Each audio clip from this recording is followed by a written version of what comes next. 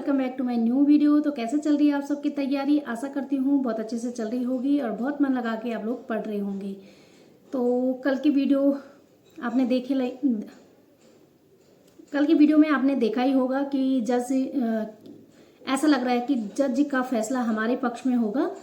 और उसके बाद कमेंट इतने सारे आए थे कि मतलब मेरे लिए कुछ स्पेशल कमेंट था, इसीलिए मैं कमेंट में जाके ही रिप्लाई दूंगी, मतलब वीडियो के माध्यम से बताऊंगी वहाँ पे। बाकी कोई कह रहा था कि प्रवक्ता के लिए अच्छी किताबें बताओ, कौन स्क्रीनिंग के लिए बतानी है कि या किसके लिए, ज़रूर से रिप्लाई देना। और मुझे जनपदीय साहित्य की मैं 2 ही किताबें पता हैं जो मुझे भी किसी ने बताई थी। एक तो यही है जो मेरे पास है और दूसरी जो पनेरू जी की है वो मैं लेके आऊँगी तो तब उसका रिव्यू दे पाऊँगी। ये डब्बा भी मेरा इधर ही रहता है। बाकी और तो मेरे पास मेरे ही पास किताबें नहीं हैं, मैं भी लेके आऊँगी। ये जो मैंने कल बताई थी ये वाली किताब, ये मेरे चैनल पे पहले से भी है, लेकिन अब लोग पुरानी वीडियो नहीं देखते हैं तो मैं इसी का रिव्यू थोड़ा सा दे देती हूँ इसमें। बाकी जनपदीय साहित्य के लिए मुझे नहीं लग रहा कि ज़्यादा देखना चाहिए, और इसमें इतने सारे बीच बीच में इतने सारे कवियों के बारे में दिया गया है कि मतलब इनफ होगा मुझे जहाँ तक लगता है। मैंने देखो पूरी किताब बिगाड़ रखी है, मैं दिखाती हूँ उसको।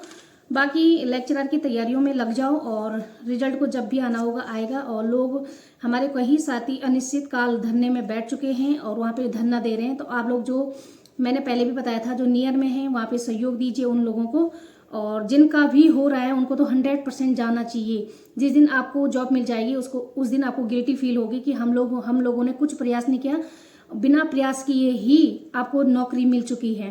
तो इस चीज़ का थोड़ा बहुत गिल्टी तो फील होगी आप लोगों को। जिनका हो रहा है वो नहीं जा रहे हैं अगर, तो 65 से ऊपर वालों को 100% वहाँ पे जाना चाहिए, चाहे वो कहीं भी रहता हो। लेकिन जिनकी नहीं भी आ रही हैं या जो बीएड वाले भी हैं वो भी उनका सपोर्ट करने वहाँ पे जा सकते हैं, क्योंकि देहरादून में बहुत ज़्यादा देहरादून में बहुत सारे ऐसे कॉलेज हैं जहाँ से बीएड होता है, तो बहुत सारे लोग वहाँ पे बीएड कर रहे होंगे तो जा सकते हैं। मतलब जब भी टाइम मिले, ऐसे नहीं कि कॉलेज छोड़ के ही वहाँ पे बैठ जाओ, तो जब भी टाइम मिले तो जा सकते हैं वहाँ पे। चलो ज़्यादा देर ना करते हुए इसका रिव्यू देती हूँ, फिर कमेंट में आऊँगी कि कैसे, मतलब जो मेरे लिए पूछा गया था कल मैंने बोला था ना जिसके बारे में, उसके बारे में उसका रिप्लाई दूंगी वहीं पे। तो ये रही वो किताब, मैंने पहले भी बताई है, लेकिन आपका कमेंट आया था किसी का कि मतलब बताना वो किताब मुझे, तो ये वो किताब है। अभी कमेंट में पता भी चल जाएगा कि किसने किया था। तो डॉक्टर शेर सिंह बिष्ट और डॉक्टर सुरेंद्र जोशी की, मतलब काफ़ी अच्छी किताब है। मुझे इतना कुछ सीखने को मिला यहाँ पे कि हल्द्वानी नैनीताल में प्रकाशित हुई है ये किताब। और रेट भी बता देती हूँ मैं आपको, यहाँ पे तो नहीं लिखा है यार रेट, अच्छा यहाँ है। तो मात्र 200 रुपये की है और 200 में बहुत अच्छी किताब है। गोविंद चातक, इसका इंडेक्स ये रहा जो हमारे एलटी के पेपर में आना था।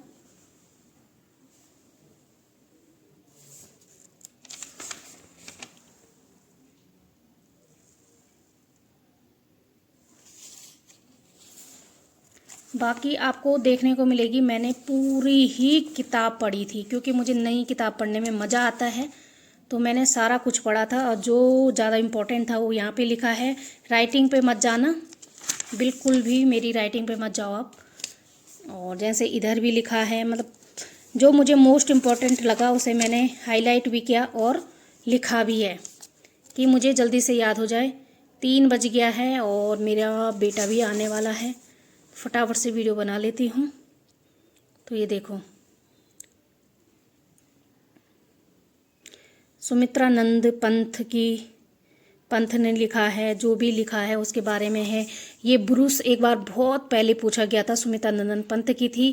तो जब पढ़ा नहीं रहता है तो ऐसे ही होता है। देखो मतलब कहीं पे आपको ऐसा नहीं दिखेगा कि नहीं पढ़ी है। तब लोग बोलते हैं यार पढ़ाई नहीं करते हैं। ये क्या है, पूरी किताब लाल हो रखी है, क्या है ये? तो इसमें कविता भी है सदी की, जो एक लड़की की कहानी है जिसकी शादी हो जाती है। तो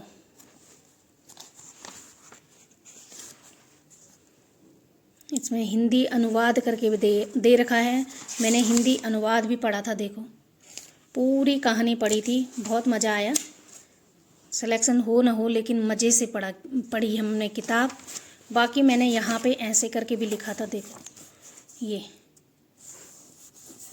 तो 1 मिनट। मोहनलाल नेगी जी की सारी रचनाएं ऐसे लिखी थी, लेकिन आया कुछ भी नहीं था पेपर में। आपने देखा भी होगा LT का पेपर। बाकी गोरधा जी के बारे में यहाँ लिखा है। राइटिंग पे मत जाना क्योंकि मैंने ऐसे ही फटाफट से लिख दी थी। चारूचंद्र पांडे जी, भाई मुझे लगता है कि जो भी आपको चाहिए होगा वो सारी है इस किताब में। लास्ट में भी कुछ लिखा होगा मैंने, ये देखो, ये युगवाणी पत्रिका है ना, 1947 में इसका प्रकाशन हुआ था। तो गोविंद चातक टिहरी के थे, इनकी रचनाएं देखो। जंगली फूल है जो आती है, मतलब बहुत बार आती है रचना। तो ये रही पूरी किताब और पूरा मैंने खोल के दिखा दिया है आपको।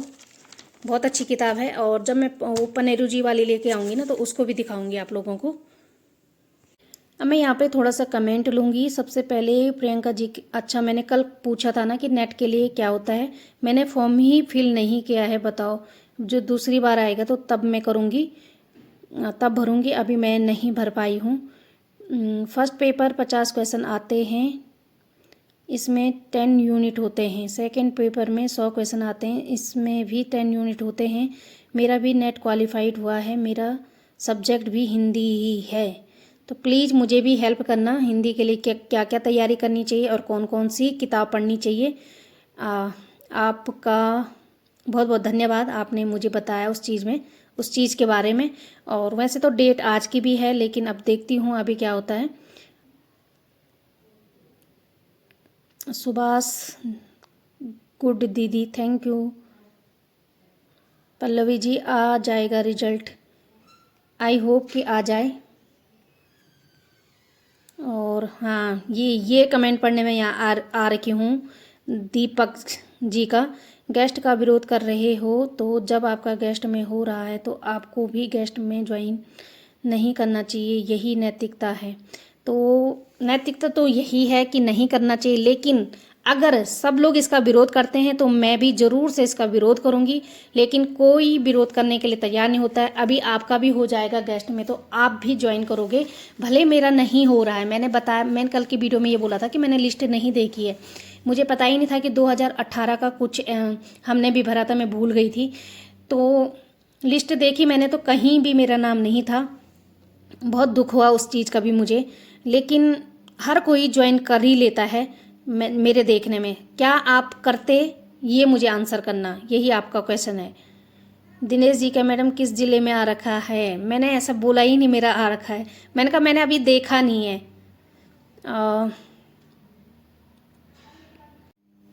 यहाँ पे हर्ष जी कह रहे हैं समझ ये नहीं आ रहा है जज फैसला क्यों नहीं दे रहे हैं।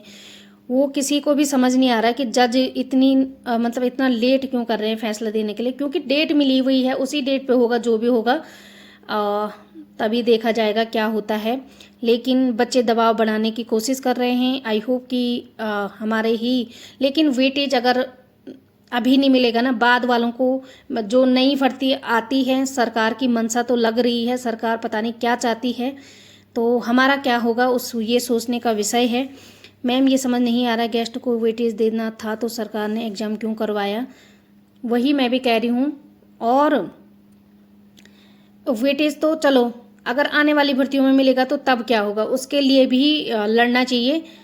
आने वाले यहाँ पे आ भी रखा है मनोज जी का, आने वाले समय में भी अगर मिलता है तो उन बेरोजगारों का क्या होगा जो कुछ भी नहीं है, ना ही गेस्ट में ना ही कहीं और, वो बेरोजगार फिर फॉर्म ही क्यों भरेंगे, भर के भी क्या फ़ायदा ही नहीं है, क्योंकि भर्ती में सारे गेस्ट ही लगेंगे।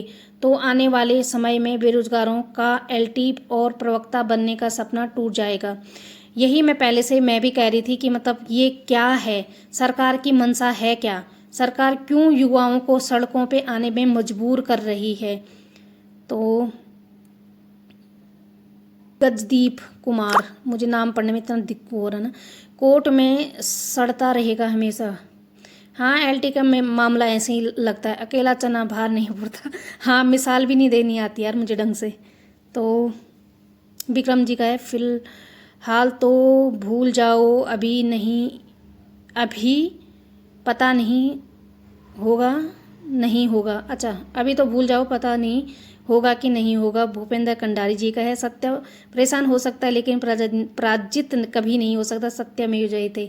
आप इतनी कोशिश कर रहे हैं तो जरूर से हमारे हक में फैसला आएगा। बाकी देखते हैं और क्या होता है। तो आप लोगों को भी जवाब मिल गया होगा, जो मैंने आपसे क्वेश्चन पूछा है उसका भी रिप्लाई देना मुझे।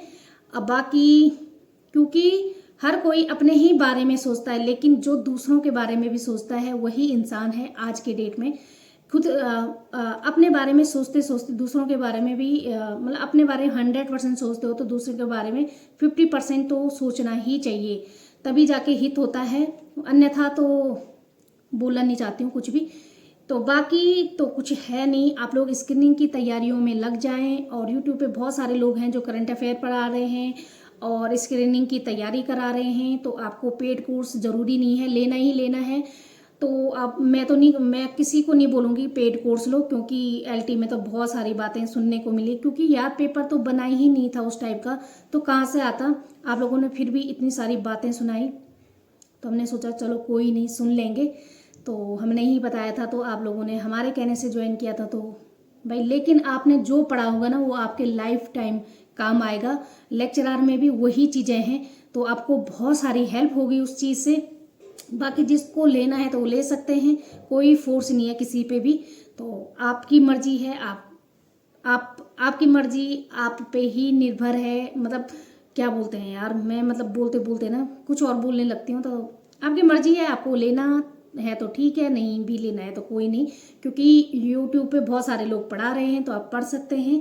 मिलती हूँ नेक्स्ट वीडियो में। स्वस्थ रहें, मस्त रहें और अपनी आगे की तैयारी में व्यस्त रहें। बाबा।